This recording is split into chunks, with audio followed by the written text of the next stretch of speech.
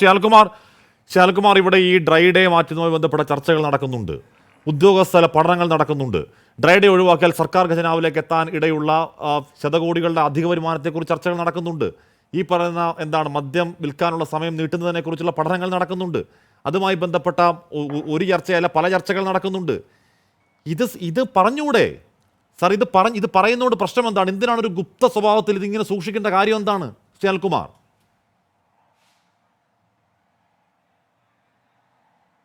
ഇവിടെ ബഹുമാനപ്പെട്ട ചാമക്കാലൊരു സത്യസന്ധത കാട്ടി, അതിനെ അഭിനന്ദിക്കുകയാണ്. അതായത് ടൂറിസം ഡയറക്ടർ വിളിച്ച യോഗത്തിൽ ഹാഷ്മി പറഞ്ഞ പോലെ ഏക അജണ്ട മദ്യനയം എന്നായിരുന്നല്ലോ ഹാഷ്മിയുടെ വാദം. അത് ബഹുമാനപ്പെട്ട ചാമക്കാല പറഞ്ഞപ്പോൾ മദ്യനയത്തോടൊപ്പം തന്നെ ടൂറിസം മേഖലയുമായി ബന്ധപ്പെട്ട പ്രശ്നങ്ങളും ചർച്ച ചെയ്തു. അതാണ് അജണ്ട എന്ന് വ്യക്തമാക്കിയിട്ടുണ്ട്. അപ്പോൾ ഏക അജണ്ട എന്ന ഹാഷ്മിയുടെ വാദം ബഹുമാനപ്പെട്ട ചാമക്കാല തന്നെ നിരാകരിക്കുകയും ഹാഷ്മി പറഞ്ഞത് സത്യമായിരുന്നില്ല എന്നെൻ്റെ വാദം ബഹുമാനപ്പെട്ട ചാമക്കാല ശരിവെക്കുകയും ചെയ്തതിന് ഞാൻ അദ്ദേഹത്തോട് നന്ദി പറയുകയാണ്. രണ്ടാമത്തെ പ്രധാനപ്പെട്ട കാര്യം എന്താണ്? ഒരു മന്ത്രിയും ടൂറിസം മേഖലയിൽ ഇങ്ങനൊരു യോഗം നടന്നിട്ടില്ല എന്ന് പറഞ്ഞിട്ടില്ല. അവരുടെ മുമ്പിൽ അത്തരമൊരു യോഗമില്ല. ഈ വിഷയം വരുമ്പോൾ ടൂറിസം ഡയറക്ടർ വിളിച്ചു കൂട്ടിയ ഒരു യോഗത്തിൻ്റെ അജണ്ട എന്താണെന്ന് ഏതെങ്കിലും മന്ത്രിക്ക് വിവരം ഉണ്ടാവുമോ? ഗവൺമെൻറ് എന്ന് പറഞ്ഞാൽ സെക്രട്ടറിമാരുടെ തലത്തിലും മന്ത്രിമാരുടെ തലത്തിലുമുള്ള കാര്യമാണ്. മന്ത്രിമാരുടെ അറിവിൽ ടൂറിസം ഡയറക്ടറുടെ യോഗം ഉണ്ടാവണമെന്നില്ല. ടൂറിസം ഡയറക്ടർ അദ്ദേഹത്തിന് വന്ന പരാതികളും അപേക്ഷകളും എല്ലാം പരിഗണിച്ച് 25 സംഘടനകളിലായിട്ട് 10-75 പേരുടെ ഓൺലൈൻ യോഗം വിളിച്ചു. ഓൺലൈൻ യോഗം എന്ന് പറയുമ്പോൾ അതിന് രഹസ്യ സ്വഭാവമില്ല, കാരണം ഓരോരുത്തരും റെക്കോർഡ് ചെയ്യും. അങ്ങനെ 10-75 പേർ ഓൺലൈനായി പങ്കെടുത്ത് പലരും റെക്കോർഡ് ചെയ്തൊരു കാര്യം രഹസ്യമായി നടന്നുവെന്നും ഇത് പിന്നീട് മന്ത്രിമാർ നിഷേധിച്ചു എന്നും പറയുന്നതാണ് പച്ചക്കള്ളം. ആ കള്ളം ബഹുമാനപ്പെട്ട ഹാഷ്മി പറഞ്ഞപ്പോൾ കള്ളം തന്നെയാണ് എന്ന് ഞാൻ പറയുന്നു. അത് വീണ്ടും വീണ്ടും പറയും.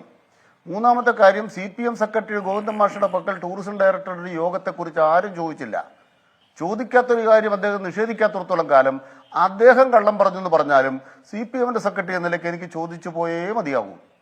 അങ്ങനെ ചോദിക്കുന്നത്, അത് പറയുമ്പോൾ അത് വസ്തുതാപരമായി ഉൾക്കൊള്ളാൻ തയ്യാറാകാതെ വീണ്ടും ആക്ഷേപിക്കുമ്പോൾ അത് അന്തസ്സില്ലാത്ത കാര്യമാണെന്ന് തന്നെ ഞാൻ പറയും. അതിൽ യാതൊരു തെറ്റുമില്ല. ഇവിടെ ഇപ്പോൾ എന്നെ തന്നെ ആക്ഷേപിക്കാൻ 2 തവണ 2 പാനലിസ്റ്റുകളും ശ്രമിച്ചു.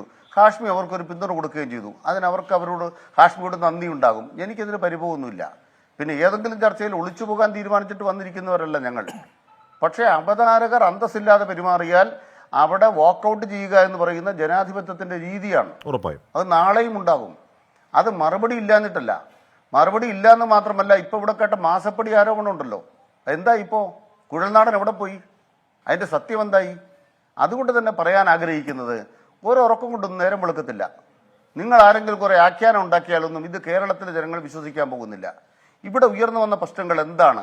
ഒന്നാമതായി പറയാൻ ആഗ്രഹിക്കുന്നത്, ഇവിടുത്തെ ഈ ഡ്രൈ ഡേ മാറ്റുന്നതുമായി ബന്ധപ്പെട്ടും ബാർ ഹോട്ടലുകളുടെ സമയം നീട്ടുന്നതുമായി ബന്ധപ്പെട്ടും ആദ്യമായിട്ടാണോ കേരളത്തിൽ ചർച്ച നടക്കുന്നത്? എത്രയോ കൊല്ലങ്ങളായി ചർച്ച നടന്നുകൊണ്ടിരിക്കുന്നു. അത്തരമൊരു ചർച്ചയെ കേരളത്തിൽ നടന്നിട്ടില്ല എന്ന് ഏതെങ്കിലും മന്ത്രി പറഞ്ഞോ? ഇവിടെ തെരഞ്ഞെടുപ്പിൻ്റെ പെരുമാറ്റച്ചട്ടം ആണ്. മഴക്കാലപൂർവ്വ ശുചീകരണം പോലും അനുവദിച്ചിട്ടില്ല. അത്തരമൊരു സന്ദർഭത്തിൽ മദ്യനയവുമായി ബന്ധപ്പെട്ട് സർക്കാർ ചർച്ച ആരംഭിച്ചിട്ടില്ല എന്ന് പറഞ്ഞാൽ സർക്കാർ ചർച്ച ആരംഭിച്ചിട്ടില്ല. അപ്പം നിങ്ങളുടെ കയ്യിലൊരു കാര്യം കിട്ടി. എന്താണ്? ടൂറിസം ഡയറക്ടറുടെ യോഗം വിളിച്ചിട്ടുണ്ട്. ആ ടൂറിസം ഡയറക്ടറുടെ യോഗം വെച്ചിട്ട് ഞങ്ങളുടെ മന്ത്രിമാരെ അപമാനിക്കാൻ വന്നാൽ, പാർട്ടി സെക്രട്ടറി അപമാനിക്കാൻ വന്നാൽ ഞങ്ങളതിന് തലകുനിച്ചിരിക്കണോ? അതാണ് ഞങ്ങളുടെ പ്രശ്നം. പിന്നെ രണ്ടാമത്തെ പ്രധാനപ്പെട്ട കാര്യം എന്താണ്? ഞാൻ ആവർത്തിച്ച് ചോദിച്ച ചോദ്യമുണ്ട്. ഇവിടെ ടൂറിസം ഡയറക്ടർ ഇവിടുത്തെ ഏതെങ്കിലും തരത്തിൽ ഇപ്പം ബഹുമാനപ്പെട്ട ചാമക്കാല സംബന്ധിച്ചെന്താണ്, അദ്ദേഹത്തിന് 1 ലക്ഷം രൂപയെ കൂട്ടാൻ പറ്റുള്ളൂ. ഞാൻ ബഹുമാനപ്പെട്ട ചാമക്കാലയുടെ ശ്രദ്ധ ക്ഷണിക്കുന്നു. മന്ത്രി വിളിച്ച യോഗം കെ ബാബു, നിങ്ങൾ എത്രയാ വർധനവ് തീരുമാനിച്ചത്? 5 ലക്ഷം രൂപ. അതിന് മിനിറ്റ്സ് ഉണ്ടോ? ഉണ്ട്. ആ യോഗത്തിൽ നികുതി സെക്രട്ടറി പങ്കെടുത്തു. അതാണ് ഔദ്യോഗിക യോഗം. മദ്യനയം സംബന്ധിച്ച് എങ്ങനെയാണ് ഒരു ഔദ്യോഗികം നടത്തേണ്ടത് ഹാഷ്മിക്കുള്ള മറുപടിയാണ് ഞാൻ പറയുന്നത്. കെ ബാബു വിളിച്ച യോഗം, ആ യോഗത്തിൽ നികുതി സെക്രട്ടറി പങ്കെടുത്തു, എക്സൈസ് വകുപ്പിൻ്റെ സെക്രട്ടറി പങ്കെടുത്തു. അവിടെ നികുതി സെക്രട്ടറി പറഞ്ഞു നമുക്ക് 5 ലക്ഷം രൂപ ബാർ ഹോട്ടലിൽ ലൈസൻസ് വർദ്ധിപ്പിക്കാം. അത് മിനിറ്റ്സ് ഉണ്ട്. അത്തരമൊരു യോഗം നടന്നിട്ടില്ല എന്ന് 2 മന്ത്രിമാർ പറഞ്ഞാൽ ഉടൻ തന്നെ ആ മന്ത്രിമാർ കള്ളന്മാരും പിന്നെ ആരാ കള്ളന്മാരല്ലാത്തതാകുന്നത്? ആ 2 മന്ത്രിമാർ കള്ളന്മാരാകും. കെ ബാബു വിളിച്ച രീതിയിൽ ഒരു യോഗം നടന്നിട്ടില്ല. പിന്നെ എന്താ നടന്നത്? ടൂറിസം ഡയറക്ടർ ആ മേഖലയിൽ ഹൗസ് ബോട്ട് ഓണേഴ്സ് അസോസിയേഷനൊക്കെ വിളിച്ചു. ഞാൻ അത് ആദ്യം വിശദീകരിച്ചു. ഇവിടെ എന്താ സംഭവിച്ചത്? ബഹുമാനപ്പെട്ട ചാമക്കാല പറഞ്ഞപ്പം ഞങ്ങൾക്ക് സമയം കിട്ടിയില്ല. എന്തിനു സമയം കിട്ടിയില്ല? 5 ലക്ഷം രൂപ വർദ്ധിപ്പിക്കാൻ നിങ്ങൾ തീരുമാനിച്ചു. നികുതി വകുപ്പ് സെക്രട്ടറി അതിന് മിനിറ്റ്സ് ഉണ്ടാക്കി. എപ്പോൾ എന്ത് ചെയ്തു? കെ ബാബു പറഞ്ഞു ഈ കാശ് നിങ്ങൾ സർക്കാരിന് കൊടുക്കണ്ട, ഞങ്ങളുടെ ആഫീസിൽ തന്നാൽ മതി. ഇന്ന് ഏതൊക്കെ മന്ത്രിക്കെതിരായിട്ടാണ് ബാർക്കോഴ ആരോപണം? രമേശ് ചെന്നിത്തല 1 കോടി, കെ ബാബു എത്ര കോടിയാ? ഇപ്പോൾ അദ്ദേഹത്തിന് വരവിൽ കുറഞ്ഞ സ്വത്തുണ്ടെന്ന് തെളിഞ്ഞിട്ടില്ലേ? പിന്നെ ശിവകുമാറിന് എത്ര കോടിയാണ്? ഇതെല്ലാം ഇവിടെ ആരോപണമായി നമ്മുടെ മുന്നിൽ വന്ന കാര്യങ്ങളല്ലേ? അപ്പൊ ഇത് നിങ്ങൾക്ക് ഈ ഒരു മദ്യനയം സംബന്ധിച്ച് യോഗ എങ്ങനെ നടക്കുമെന്ന് നമ്മുടെ നാട്ടിൽ വിവരമുണ്ട്. മന്ത്രി പങ്കെടുത്ത്, വകുപ്പ് സെക്രട്ടറിമാർ പങ്കെടുത്ത യോഗമാണ് ഔദ്യോഗിക യോഗം. അത്തരമൊരു യോഗം നടന്നിട്ടില്ലെന്ന് 2 മന്ത്രിമാരും പറഞ്ഞപ്പോൾ ആ 2 മന്ത്രിമാരും ടൂറിസം ഡയറക്ടറുടെ ഏതോ ഒരു യോഗം നടന്നതിന് നിങ്ങൾ എന്താ പറയുന്നത്? അവർ കള്ളം പറയുന്നവരാണ്. അവർക്ക് ഇതിനകത്ത് എന്തോ തെറ്റുണ്ട്. ഹാഷ്മിയുടെ ആഖ്യാനമാണ് കളവ്, ഹാഷ്മിയുടെ ആഖ്യാനമാണ് തെറ്റ്, ഹാഷ്മിയുടെ അമിത ആവേശമാണ് പിടക്കരുതെന്ന് ഞാൻ പറയുന്നത്. അനിൽകുമാർ, ഇതിലെ പ്രശ്നം എന്താണെന്ന് അറിയോ? ടൂറിസം വകുപ്പ് എന്ന് പറയുന്നത് പ്രധാനപ്പെട്ട ഒരു വകുപ്പാണ്. ആ വകുപ്പിന്റെ പ്രധാനപ്പെട്ട ഉദ്യോഗസ്ഥരാണ് ടൂറിസം ഡയറക്ടർ. ആ ടൂറിസം ഡയറക്ടർ യോഗം വിളിക്കുന്നു. ആ യോഗത്തിന്റെ അജണ്ട മദ്യനയ റിന്യൂവൽ ആണ് എന്ന് പറഞ്ഞാൽ എക്സൈസ് പോളിസി റിന്യൂവൽ ആണ്. അത് മന്ത്രി അറിഞ്ഞില്ല എന്ന് അങ്ങ് പറഞ്ഞാൽ അത് ഓക്കെയാണ്. അത് മന്ത്രി സ്വാഭാവികമായും ടൂറിസം വകുപ്പ് പ്രധാനം നടത്തുന്ന ഒരു പ്രധാനപ്പെട്ട ചർച്ചയുടെ കാര്യം മന്ത്രി അറിയില്ലേ എന്ന് സ്വാഭാവിക സംശയം ഉണ്ടാകാം. ആ യോഗം അറിഞ്ഞിട്ട് മന്ത്രി പറഞ്ഞില്ലെങ്കിൽ അതിനെ അവാസ്തവം അല്ലെങ്കിൽ സത്യം മറച്ചു വെച്ചെന്നാ പറയുന്നത്. ഇനി അങ്ങേക്ക് പറയുന്നത് കള്ളം എന്ന് പറയുന്ന വാക്ക് അങ്ങേക്ക് പ്രശ്നം ഉണ്ടാക്കുന്നുണ്ടെങ്കിൽ അങ്ങനെ ഹർട്ടാക്കുന്നുണ്ടെങ്കിൽ സത്യം മറച്ചു വെച്ചു എന്നാണ് പറയുന്നത്. പക്ഷേ ആത്യന്തികമായി എന്താണ് സത്യം മറച്ചു വെക്കൽ, അവാസ്തവം പറയൽ? നല്ല മലയാളത്തിൽ പറഞ്ഞ കള്ളമാണ്. ഒന്നുകൂടെ എംഫസിസ് ചെയ്ത് പറഞ്ഞാൽ പച്ചക്കള്ളം എന്നാണ് പറയേണ്ടത്. അതേ പറഞ്ഞുള്ളൂ സുനിൽകുമാർ. അങ്ങ് അത്ര ഹർട്ടാവേണ്ട കാര്യമില്ല. അങ്ങ് ഹർട്ടായി കഴിഞ്ഞാൽ പിൻവലിച്ചു കള്ളം, അങ്ങ് അവാസ്തവം പറഞ്ഞു. ഞാൻ ഹർട്ടായി. ഹാഷ്മി പിന്നെ അവാസ്തവം പറഞ്ഞു. എന്താ അവാസ്തവം പറഞ്ഞറിയോ? ആ യോഗത്തിന്റെ അജണ്ട എന്ന് പറയുന്നത് ചാമക്കാല വായിച്ചതാ. മദ്യനയവുമായി ബന്ധപ്പെട്ട കാര്യവും ടൂറിസവുമായി ബന്ധപ്പെട്ട അനുബന്ധ സാർ, മദ്യനയവുമായി ബന്ധപ്പെട്ട കാര്യം ടൂറിസം വകുപ്പ് ചർച്ച ചെയ്യുന്നത് എന്തിനാണ്? സുനിൽകുമാർ, താങ്കൾ തന്നെ പറഞ്ഞില്ലേ ഈ പറയുന്ന 19 സംഘടനയുള്ള യോഗത്തിൽ മദ്യനയവുമായി ബന്ധപ്പെട്ട കാര്യം ടൂറിസം വകുപ്പ് ചർച്ച ചെയ്യുന്നത് എന്തിനാണ്? അതെ, ദയവായി കേൾക്കൂ. അത് ടൂറിസം എന്ന് പറയുന്നത് മദ്യം വിളമ്പുന്ന ബാർ ഹോട്ടലുകൾ അതിൻ്റെ അകത്തില്ലേ? അവരുടെ നിലവാരവുമായി ബന്ധപ്പെട്ട കാര്യങ്ങളില്ലേ? അത്തരം കാര്യങ്ങൾ ടൂറിസത്തിന് അഭിപ്രായങ്ങളില്ലേ? ടൂറിസമല്ലേ അത്തരം കാര്യങ്ങൾ പലപ്പോഴും ഇടപെടുന്നത്, സ്റ്റാർ ഹോട്ടൽ പദവി അടക്കമുള്ള കാര്യങ്ങളിൽ. ഇവിടെ ഞങ്ങൾ കൃത്യമായിട്ട് പറയുന്നു. ഇവിടെ ബഹുമാനപ്പെട്ട ചാമക്കാല ഒരു കാര്യം പറഞ്ഞതിന് മറുപടി പറയണം. എന്താ അദ്ദേഹം പറഞ്ഞത്? ഇവിടെ ബാർ ഹോട്ടലുകാർ ടാക്സ് അടയ്ക്കാതെ പിഴവ് വരുത്തുമ്പോൾ നിങ്ങൾ മദ്യം കൊടുക്കാതിരിക്കുമോ? ഇതാണ് ചോദ്യം.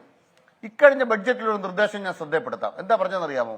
ബാർ ഹോട്ടലുകാർ നികുതി പിരിച്ചിട്ട് പണം അടയ്ക്കാതെ വന്നാൽ ഒരു കാരണവശാലും ആംനസ്റ്റി സ്കീമിൽ അവരെ ഉൾപ്പെടുത്താൻ പാടില്ല എന്ന് ബഡ്ജറ്റിൽ തീരുമാനിച്ചിട്ടുണ്ട് കേരളം. ബാർ ഹോട്ടലുകാർക്ക് ഒരിക്കലും ആ ഇളവില്ല. കാരണം എന്താണ്? അവർ പണം അടച്ചിരിക്കണം. മാത്രമല്ല അത് പിഴപ്പലിശയോടുകൂടി അടച്ചിരിക്കണം. പക്ഷേ മദ്യം കൊടുക്കുന്നത് തടസ്സപ്പെട്ടാൽ ആ ഹോട്ടലിൽ പണിയെടുക്കുന്ന ജീവനക്കാർ കുറെ പേരുണ്ട്. ഒരു നിശ്ചിത കാലത്തേക്കല്ല ബാർ ഹോട്ടൽ പ്രവർത്തിക്കുന്നത്. എല്ലാ കാലത്തും ബാർ ഹോട്ടലിൽ ഒരുപോലെയല്ല വരുമാനം എല്ലാ മാസങ്ങളിലും. അപ്പം നമ്മൾ കാണേണ്ട കാര്യം ഞാൻ കേൾക്കൂ ദയവായി. അതുകൊണ്ട് എന്താണ് സർക്കാർ മദ്യ മുതലാളിമാരുടെ കീഴിലല്ല എന്ന് തെളിവെന്താണ്? ബഡ്ജറ്റിനകത്ത് പ്രസംഗത്തിൽ കൃത്യമായി പറഞ്ഞു ആംനസ്റ്റി സ്കീമിൽ ഒരു ബാറും ഉണ്ടാവില്ല. കാരണം മുഴുവൻ പണം അടയ്ക്കണം. അത് കൃത്യമായ നിലപാടാണ്. 2 മാർച്ച് 31 അടച്ചിട്ടില്ലെങ്കിൽ അടുത്ത കൊല്ലത്തെ നികുതി അത് വർദ്ധിപ്പിച്ച് റിന്യൂ ചെയ്ത് കൊടുക്കാറില്ല. റിന്യൂ ചെയ്ത് കൊടുത്തില്ല. ചാമക്കാലയുടെ വാദം എന്താണ്? മദ്യം കൊടുക്കരുത്. ഞങ്ങൾക്ക് അതിനോട് യോജിപ്പില്ല. പിന്നെ BJPയുടെ പ്രതിനിധികളെ പറയുന്നതിനെ കുറിച്ച് ഞാൻ മറുപടി ഒന്നും പറയുന്നില്ല. കാരണം അദ്ദേഹത്തിന്റെ നിലവാരം നമുക്ക് മനസ്സിലായി. അതുകൊണ്ട് പറയാൻ ആഗ്രഹിക്കുന്ന കാര്യം വൃത്തിയായിട്ട് പറയാൻ ആഗ്രഹിക്കുന്നു. ജനാധിപത്യ മുന്നണി കൃത്യമായ നിലപാട്. പക്ഷേ ഇതിലെ പ്രശ്നം എന്താണെന്ന് അറിയാവോ?